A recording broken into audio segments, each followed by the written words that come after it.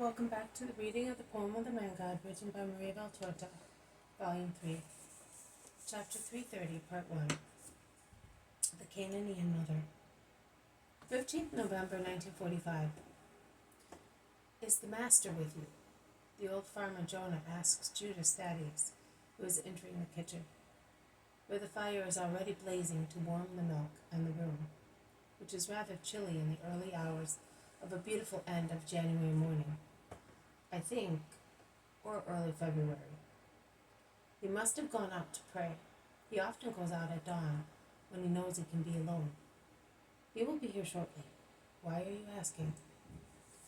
I have asked also the others who have gone out looking for him, because there is a woman in the next room with my wife.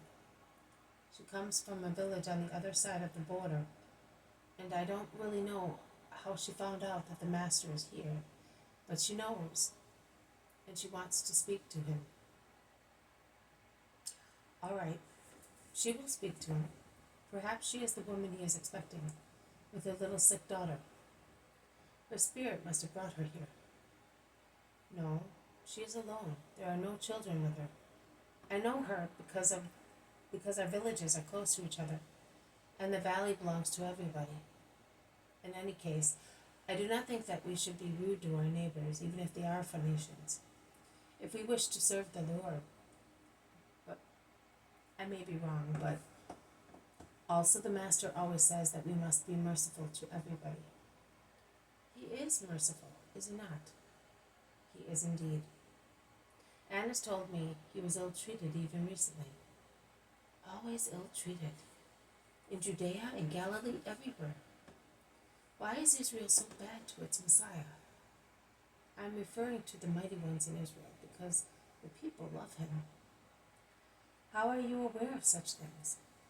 Oh, I live here, far away, but I am a faithful Israelite. It is sufficient to go to the temple on holy days of obligation to learn all the good and all the evil. But one hears more of evil things than of good ones, because good is humble and does not praise itself. Those who receive it should proclaim it, but only few people are grateful after receiving grace. Man receives assistance and forgets it.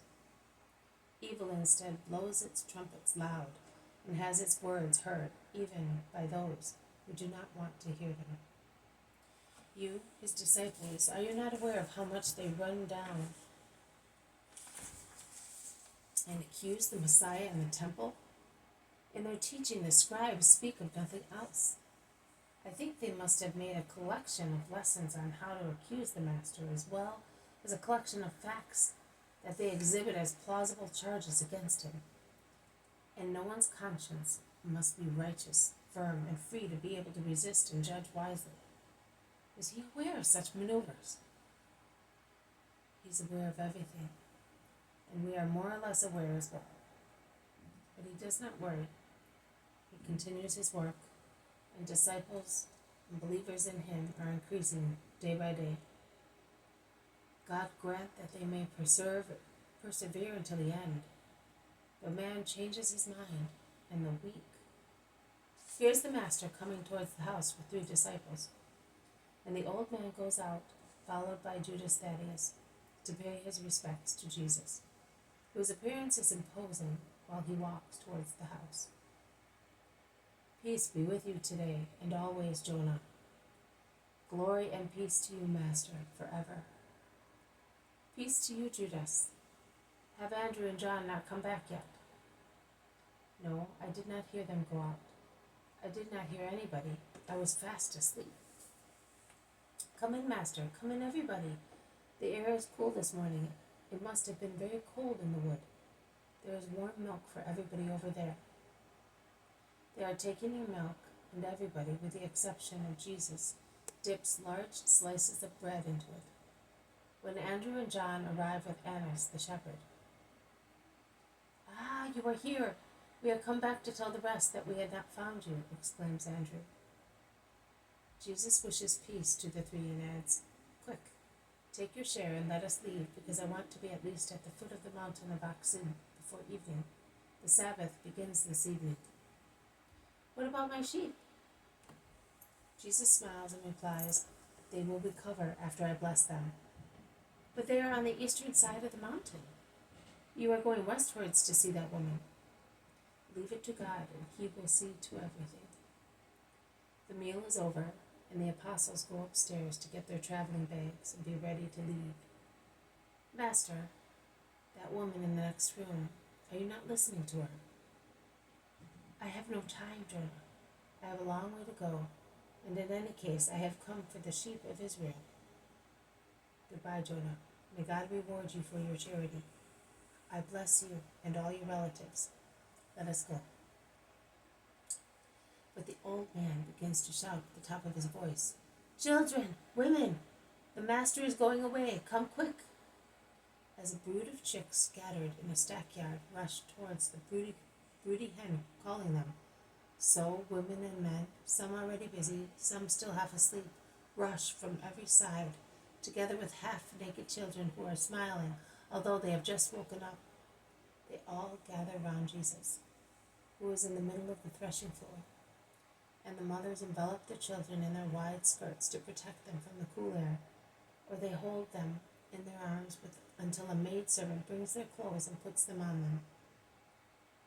Also a woman who is not of the household comes forth, a poor, weeping, shy woman.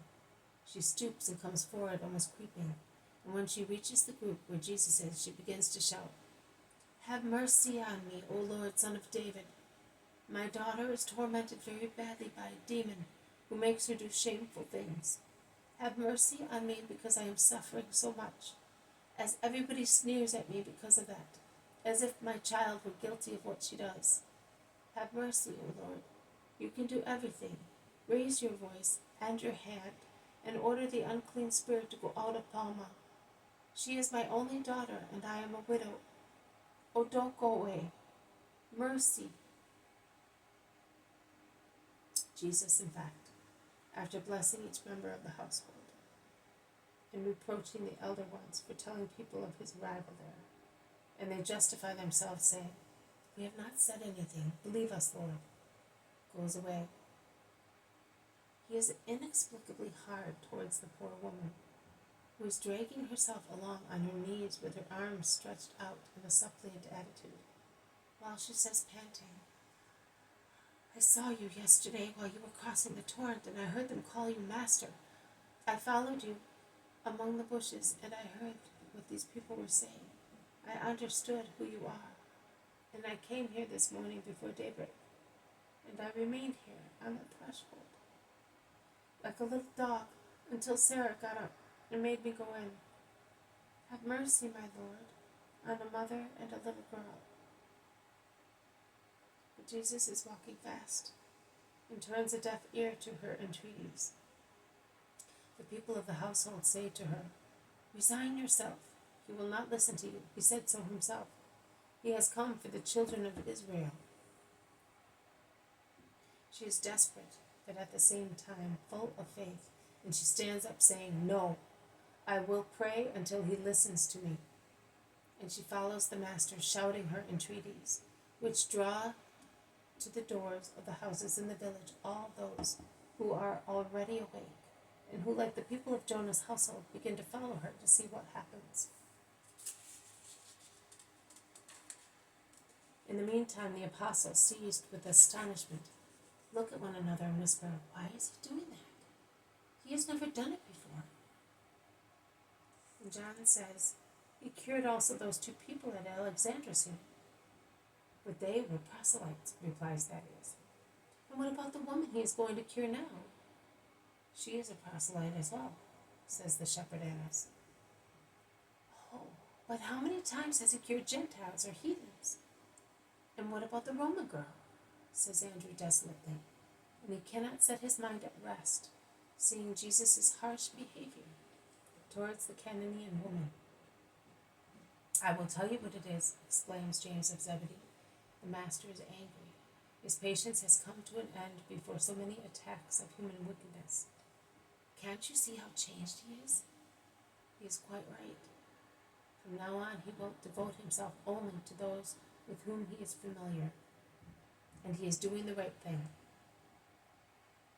"Good, But in the meantime, this woman is following us, howling, and a train of people are coming behind her. Although he does not want to be noticed, he has found the way to draw even the attention of trees, grumbles Matthew. This has been a reading from the poem of the Man God, written by Maria Valtorta, Volume 3, Chapter 330, Part 1. The Cananean Woman, the Cananean Mother. Thank you for listening. I will see you tomorrow. May God bless you, and may peace be with you.